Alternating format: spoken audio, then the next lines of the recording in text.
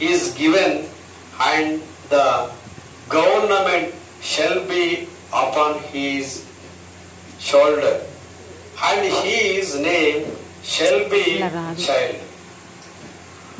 Wonderful Counselor, Mighty God, Everlasting Father, Princess of Prince, Peace. చూడండి. కాబట్టి ప్రియ దేవుని బిడ్డలారా, ఏమంటారు? ఏదైనా మనకు శిశువు పుట్టిన, మనకు కుమారుడు అనుగ్రహించబడి ఆయన భుజముల మీద రాజ్య భారముండును. ఏ అధికారికి కూడా లేదండి అంత అధికారం. అటువంటి అధికారాన్ని అంతా కూడా యేసుక్రీస్తు భుజముల మీద ఉన్నది అనే విషయాన్ని ఇక్కడ బైబిల్ గ్రంథకర్త పూర్వమే ప్రవచించాడు. ఆయన ఎటువంటి వాడట? యేసుక్రీస్తుకున్న సుగుణాలు, యేసుక్రీస్తుకున్న మంచి లక్షణాలు, యేసుక్రీస్తుకున్న వ్యక్తిత్వము, యేసుక్రీస్తుకున్న నాయకత్వము ఎటువంటిదయ్యా అంటే ఇప్పుడు తెలియజేస్తున్నాడు.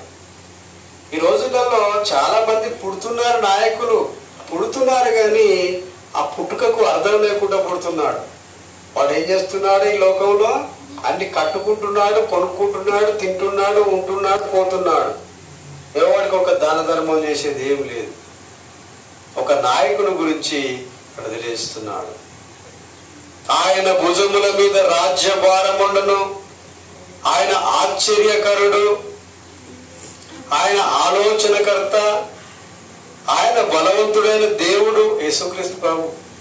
చూడండి, ఆయన నిత్యుడకు తండ్రి, ఆయన సమాధానమునకు అగు అధిపతి అని అతనికి పేరు పెట్టబడను. చూడండి, 1, 2, 3, 4,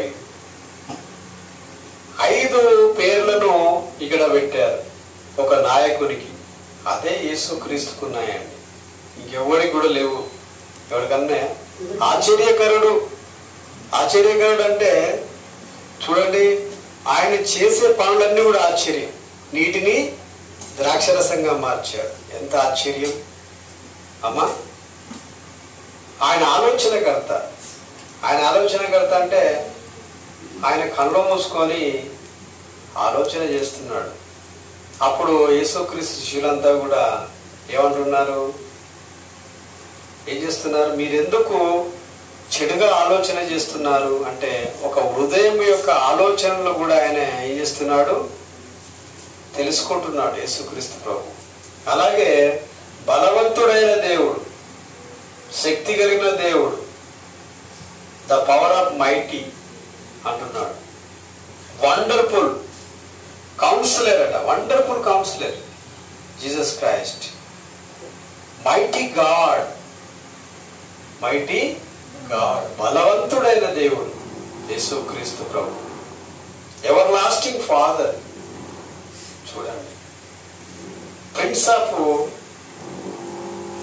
పీస్ అంటే ఆయనకు సమాధానానికి కూడా ఆయనకు కర్త అయి ఉన్నాడు యేసుక్రీస్తు ప్రభు. నిత్యుడకు తండ్రి అయి ఉన్నాడు. నిత్యం కూడా యేసుక్రీస్తు ప్రభు ఎక్కడున్నాడు? మైటీ గాడ్ ఎక్కడున్నాడు? దేవుని యొద్ద ఉన్నాడు. ఇంతవరకు ఎవరమ్మా పరలోకానికి ఎవరు పోలేదు.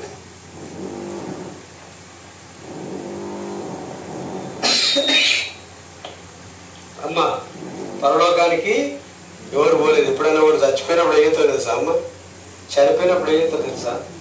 దేవుడా ఈమె ఆత్మను పరలోకం తీసుకో, ఇతడు పరలోకంలో చేరాడని మేము నమ్ముతున్నాము అంటారు మీరు. ఆయన మంచి పనులు చేశాడు కదా, మంచిగా దేవుని నమ్ముకున్నాడు కదా, ఆయన పరలోకే పోతాడు అని మనం అనుకుంటాం. పరలోకం పోయే టైం రాలే, ఇంకా వచ్చిందా? రాలే. Jesus Christ is the second coming అంటాడు. ఏంది? యేసుక్రీస్తు ప్రభు రెండవ రాకడ వచ్చినప్పుడు మనమంతా కూడా ఎక్కడికి వెళ్తాము? వెయిటింగ్ ప్లేస్కి వెళ్తాం, జడ్జిమెంట్ స్థలానికి వెళ్తాం. ఎక్కడికి వెళ్తామమ్మా? జడ్జిమెంట్ స్థలానికి, తీర్పు దినంకి వెళ్తాం. తీర్పు దినం అనేది ఉంటుంది, అక్కడికి వెళ్తాం. ఇట్లా ఎవరు చెప్పారు మీకు వాక్యం? సచ్చిన వాడు అందరు పరలోకి పోయింది అనుకుంటాను. ఎవడు పోలేదు. అబ్రహాం కూడా పోలేదు. బైబిల్లో ఉన్న అబ్రహాం కూడా పోలేదు.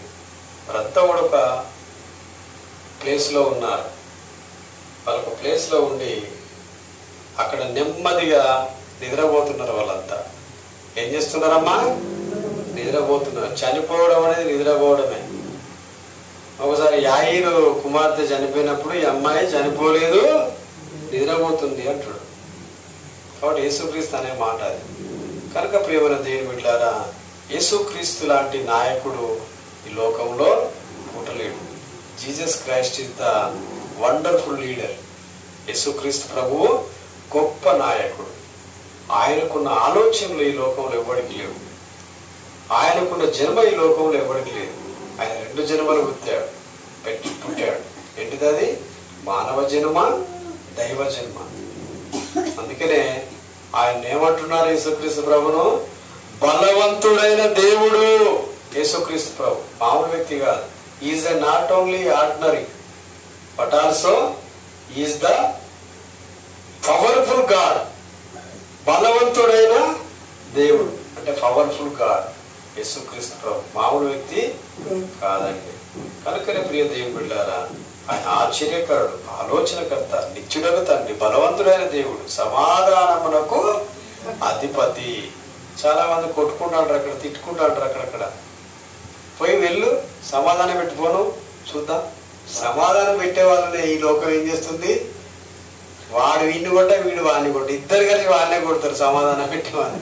వారి మధ్యలో అయ్యా అని చెప్పి మరి బాగుంటుంది. ఇంకొక జోక్ చెప్తామా? నేను ఒక పెళ్లికి పోయినా మొన్న, నిన్నయాక మొన్న ఒక పెళ్లికి పోయినా. నిన్నయాక మొన్న ఒక పెళ్లికి పోతే ఏమైందంటే మంచి జోక్.